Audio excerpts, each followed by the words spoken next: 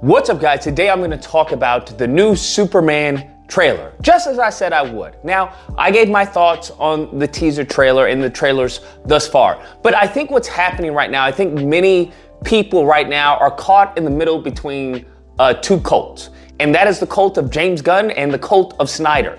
And it's a little hard to get a temperature check because all the James Gunn, fanboys in the cult are going to be like, everything that comes out is amazing. Oh my God, it's amazing. The promo art is amazing. Everything's great. They can, backwards rationalize literally anything that comes out. So any criticism that is formed about the film, they're going to view it as, oh, you're just being a hater or you're, a Snyder fan. And then you have the Snyder cult, which anything that comes out is just bad. Oh, this is bad, the suit is bad, this is bad, the graphics is bad, all that. It's hard to find reasonable takes on this film thus far. Now, for me, I think they're both goofy, okay? I don't like Snyder's Superman. For me, he was just a man in a suit, okay? He was a very stoic man in a suit. Everything was dark and grimy, and he really didn't become Superman until the latter half of the Snyderverse, if you call it that. When it comes to James Gunn Superman, what I've seen is that they're making the same mistake, but on the other end of the spectrum. So it's two extremes, it seems like, where one is dark and gritty and stoic, the other one's, cocky, arrogant in some cases, and really colorful and really bright, vibrant and everything. And I'm just like, neither of those are Superman. My favorite Superman is Christopher Reeves. I think he has still, to this day, some of the best, transformations of him turning into Superman. I think that the combination of the symphony, the music playing in the background when it happens, I just think that is Superman. How he has this, appearance of Clark Kent, and then he goes into Superman in many shots and things like that. I have yet to see that feeling that I had as a kid, because I grew up with Christopher Reeves. I've yet to have those goosebumps in any Superman that I've seen, whether it's Brandon Routh or whether it's the new guy. I don't even know his name, to be honest with you. Chris Noswak, whatever his name is. But having said that, I want to put that out there just to preface where I'm coming from. Now, I made a comment about the scene of, the takeoff and people that apparently triggered people. Like, oh, it's frames. I don't know what to tell you. As an animator, that's what we deal with. We deal with frames, okay? That's what we deal with. We go frame by frame to do arcs, to a simple blink, right? Where it's, okay, we need the spacing a little bit different. That's how we're trained, okay? Is to be very meticulous. Every frame counts. I don't know what to tell you. So if you're triggered by that, then, leave the video right now, because you're just gonna get more triggered. So I saw the scene. Apparently in the final trailer, he's in the air. Now, I still stand by what I said with, the whole hand thing, because he starts to fly up before his hand is even fully stretched. And I think that would ease that transition if it would follow his hand going up, if it was fully lengthened and his hand going up. Because even with the Snyder versions, you have Cavill, his hand will go fully extended and then it will follow him as he flies out.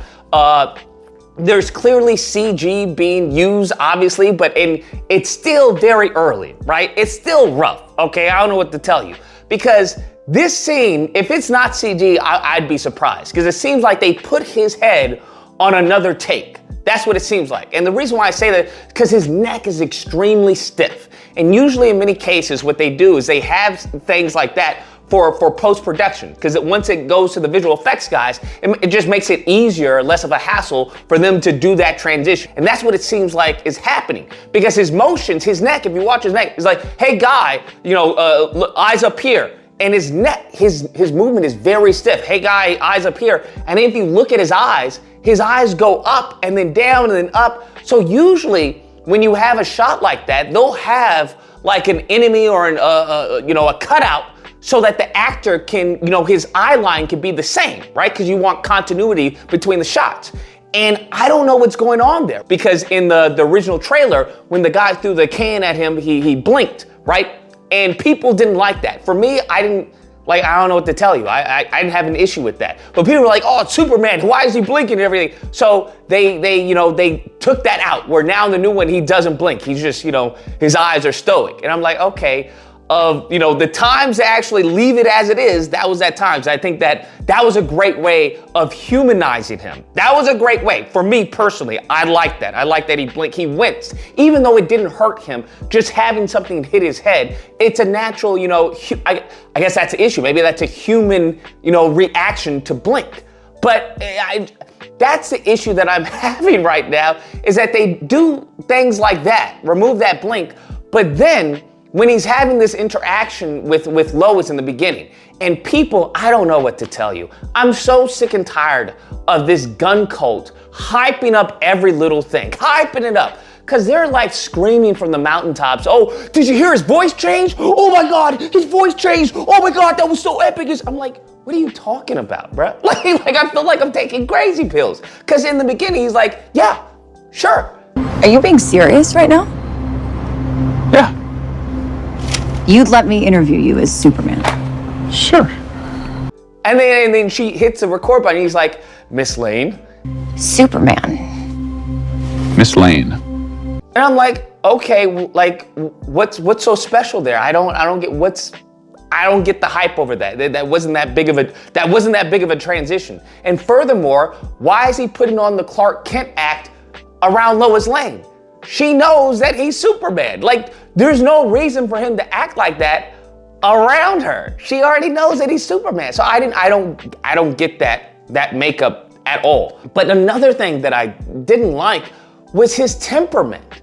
I don't know about you guys. I'm sure once again the James Gunn cult can explain away everything. They can be like, well, he's passionate, Lucas, because people are dying.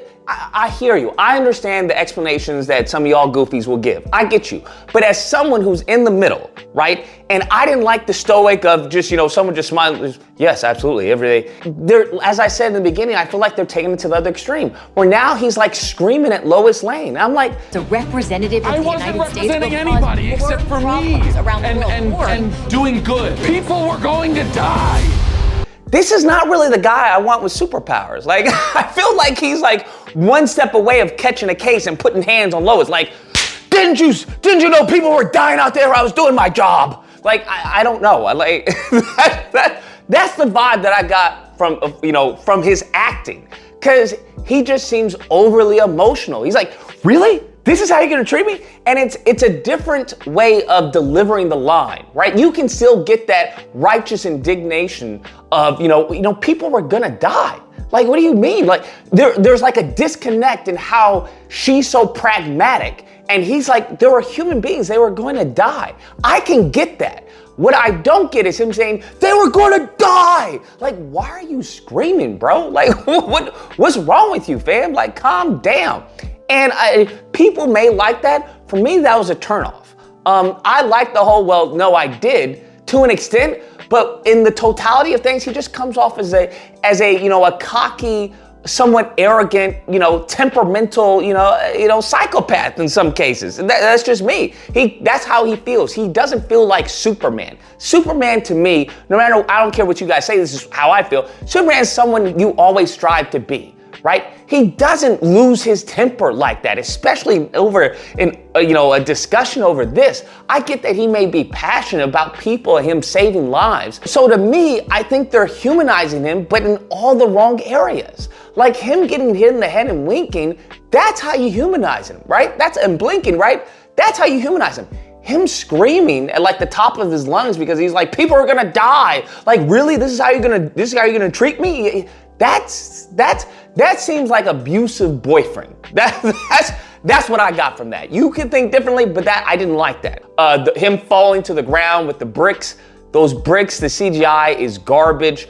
That still needs to be put in the oven. I don't have an issue with him saying I wasn't representing anyone but me and doing good. Like, I get you. Like I said, I just don't like his temperament in this shot. It's a little off-putting for me. But I like that because, you know, there's probably gonna be this whole argument. You know, people are probably gonna call it woke because of this, but the whole argument of, you know, true justice in the American way, and in the comics where he's like, yo, I'm not about that, I represent me, okay? Because that's what he should be. He should be about doing good. Because when we have bureaucracy, when we have a country that may not always be doing good, he needs to be that compass, that North Star. That's who Superman is. So I like that. didn't like the delivery. When it comes to him being knocked down and the guy helping him up, Superman, for me, that's a little too Sam Raimi for me. I don't know what to tell you. I don't like that. He's Superman. I get that you're trying to build some camaraderie around him and the city's behind him, but that's Spider-Man vibes. That's what I get. That's giving me Spider-Man vibes, okay? And him helping up out of the ground and everything. Okay, got you. People may like that may resonate with people, but for me, it just seems like it seems trite. It seems like, okay, I've done this before, and I've seen it done better. Then it gets to the soldier costumes. I don't know what to tell you, but that looks like, bad cosplay. That's what that looks like. It doesn't look like an actual soldier costume.